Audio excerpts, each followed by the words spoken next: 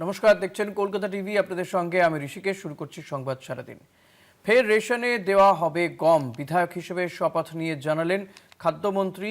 আটায় ভেজাল থাকার সিদ্ধান্ত বিজেপি সরকারের। ফের রেশনে দেওয়া হবে গম।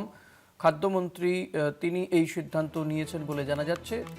ক্ষমতায় আসার পরেই অশোক কীর্তনিয়া তিনি কথা জানিয়েছেন। কি বলেছেন খাদ্যমন্ত্রী অশোক কীর্তনিয়া, শোনাবো।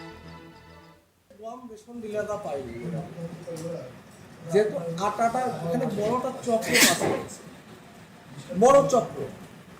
যে মিল মালিকগুলো এই গম ক্রাশিং করত, তারা ধরুন ময়দাও সেখানে তৈরি হয়। ময়দাটা মার্কেটে বেড়েছে, ময়দা তৈরি করার পরে যে ওয়েস্টেজ জিনিস, সে ওয়েস্টেজ জিনিসগুলো তার ফেলতো না।